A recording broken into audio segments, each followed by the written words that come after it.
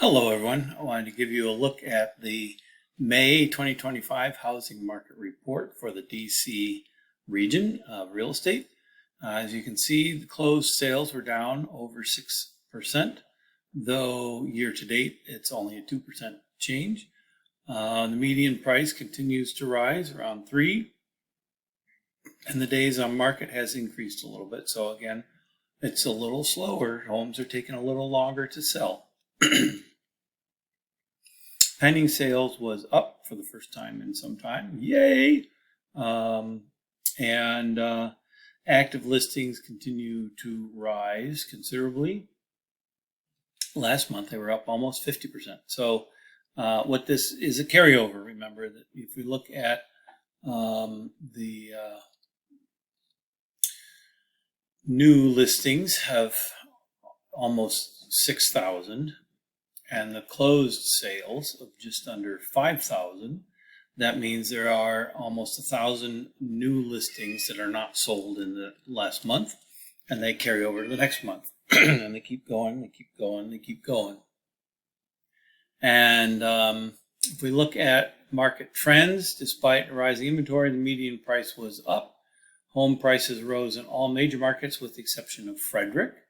Home sales were sluggish. We've seen the buyers are a little pickier, a little more hesitant, though they're still out there, right?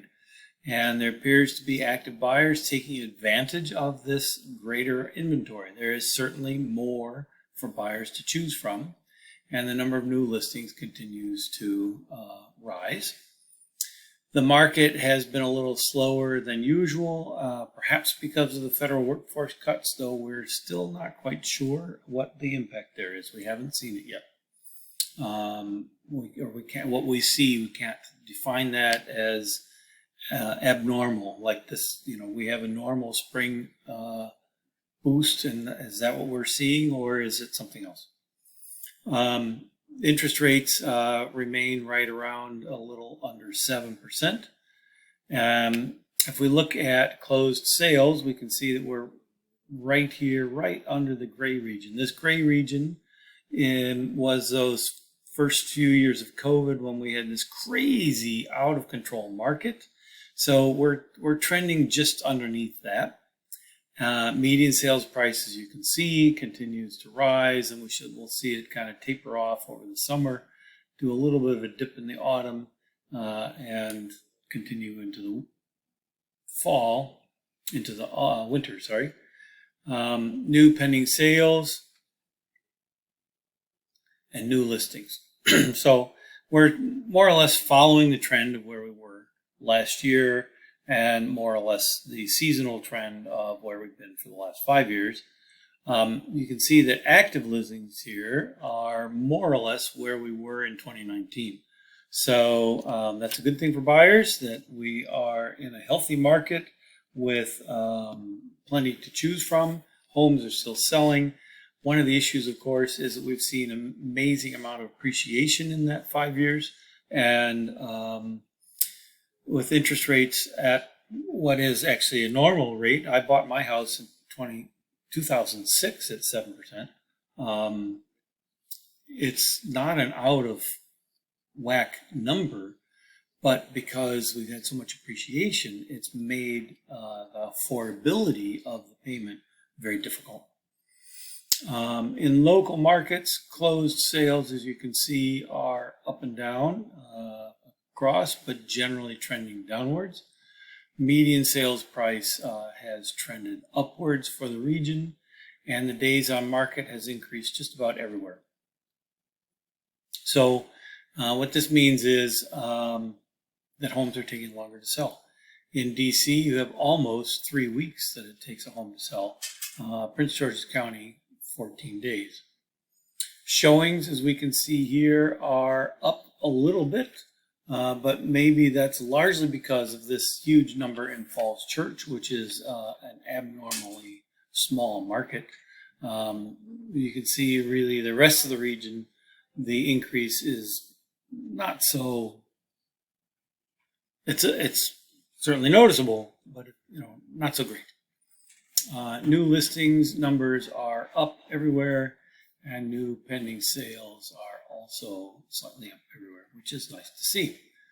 Active listings, here are the great numbers. You remember this again, it's a carryover from month to month.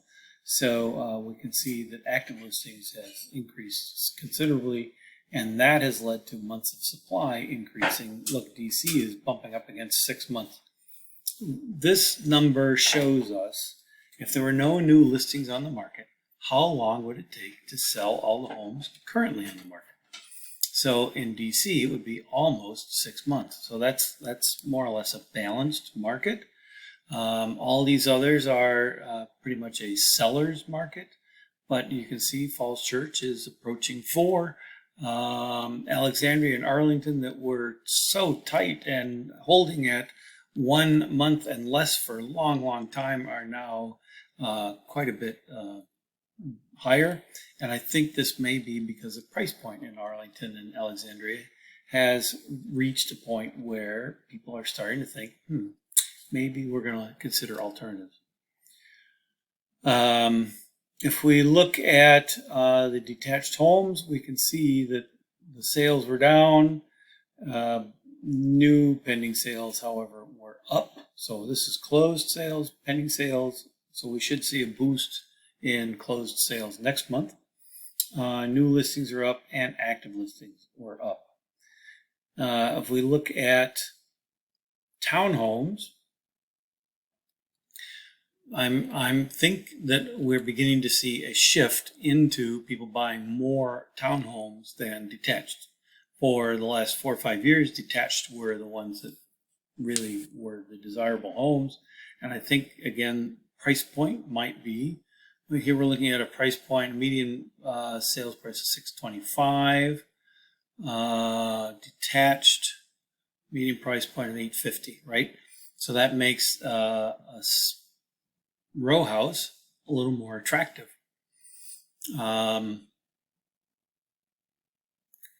It is still taking a little longer for them to sell, and active listings are increasing. Then if we look at condos, here the price point is better still, but condos just are not selling. Closed sales are down, median days on market, active inventory is increasing. So all of this is to say, if you're a potential seller in one of these markets, you need to understand what's happening in that market. If you're a potential buyer, also you need to understand what's happening in that market, and I'd be happy to help you interpret these numbers. Reach out to me. My name is Taylor Johnson. I'm an agent with Keller Williams Capital Properties, and I'm part of the Eng Garcia team. I am here to be a resource for you. If you'd like a copy of the full report, please let me know. If you found this video useful, please click the like button so that other folks like you can find it as well, or even subscribe to my YouTube channel. Thank you so much for your time. Have a wonderful day. Have a great day.